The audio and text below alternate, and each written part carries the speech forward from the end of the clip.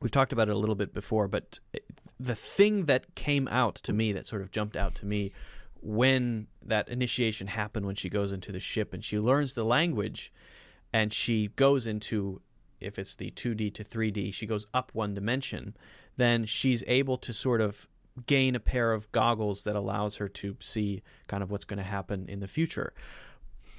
In a deterministic universe, that future is always there. It's never not there. So it's not like she sees events happening in the future. It's more like she's able to look at what happens in the object an inch ahead of where she is currently. But it's all always there, right? If the universe is completely deterministic, it's all always there, and it's this giant, complex, four-dimensional space-time time braid thing. We talked about it a little bit before, but it's the idea of every particle in your body, every cell, every atom, everything in the universe is not only moving through space, which if you look at a planet orbiting around the sun, it's not a planet orbiting around the sun. The sun is a tube moving through space, and the planet is a sort of spiral going around this tube. And because we're so complex, our cells are moving around our bodies, our hair is moving, we're being born, we're dying, atoms are coming together, they're separating, we're eating. And so it's this complex braid. And that's a different way of looking at time. But it also, if that's a way that the sort of deterministic universe is described, doesn't allow her to make a different decision. She's just being carried along. And so that includes the surprise of him walking up to her and her responding the way she does. It's all done already. That's part of the whole structure, the whole sort of complex braid structure. And so she's not allowed to experience it any other way. It's almost like, because it's already done, because there's no such thing as time outside of time, then it just is a thing that's there all the time. It's always been there, and it always will be there. That feature, that part of the landscape. So, there's the idea in Eliade talks about alchemy in the sense that human beings, what they were doing was they were these alchemists in the past, when they would look at the world around them, and specifically the material of gold, they thought that philosophically and in a material way that gold was the pinnacle of matter, that something achieving the state of gold was its sort of holiness. Not Dippin' Dots, but gold. Yeah. And they didn't know about Dippin' Dots yet. They were working towards it, though. Yeah. That's a little known fact. But the alchemists were, the way they saw themselves was participating in the natural processes of matter to speed up that process. So we're going to take a material out of the ground, some type of ore, and then we're going to use alchemy on it to bring it to its natural, or to its intended state of gold much more quickly. Right. It was bound to happen, inevitable. Right.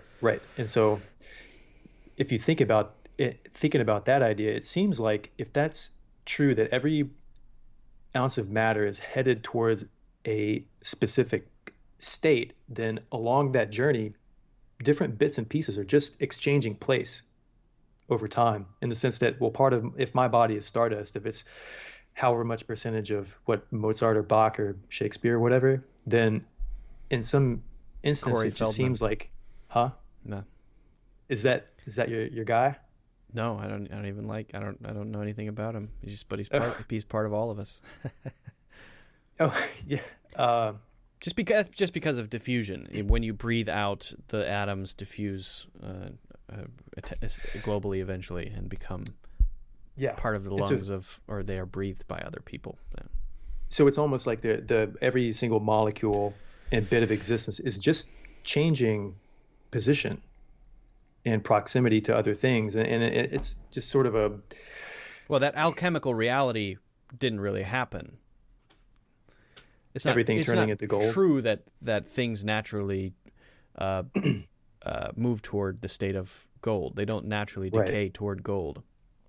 Yeah, and it was just the idea that uh, it was more the reason I brought that up was to talk more about the idea of the participation Mm. in that process, that there is a process of everything, material and molecules rearranging in different combinations throughout over time on some trajectory. And so, yeah, For, does that make sense? well, for example, I've got some chicken tikka masala atoms inside me right now, and someday those are going to become part of some spaceship or something in the future. Who knows? Yeah, right. Or this remember our bulldozer conversation? I wow, it's a long time ago. Maybe you can Okay, refresh.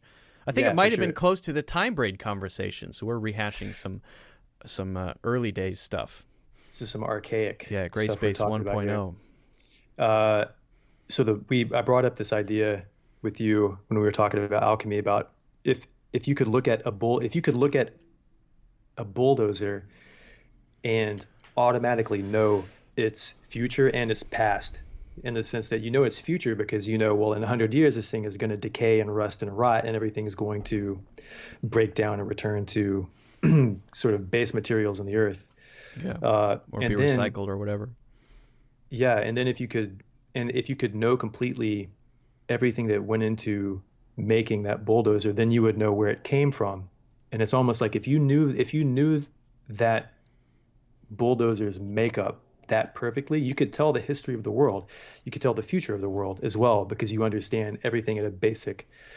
That's called Laplace's demon. So Cool. Laplace's demon is this hypothetical computational figure who knows the current whereabouts of every atom, the Mm, position and speed of every atom in the universe, and by knowing its current velocity and its current location, Laplace's demon is able uh, to project forward the entire history of the universe and project mm, backward the entire past of the universe. But because we don't have the means to know even where all of the molecules in this room are exactly, we don't have the ability to measure that. It's just a hypothetical. But because it's a hypothetical, it sort of makes a pretty compelling case for things being deterministic, right? yeah. The the braid universe, And or that universe ties is if it's Hilbert space. that seems to tie in well with Nietzsche's idea of the amor fati, love of fate, where he says if you were walking on a path and a demon all of a sudden showed up in front of you, or a being all of a sudden showed up in front of you and said, you have to live your life exactly as it is over and over and over again. He says, considering your life, how you lived it and what you're doing, would you then fall at the feet of that being and worship it as an angel or curse it as a demon?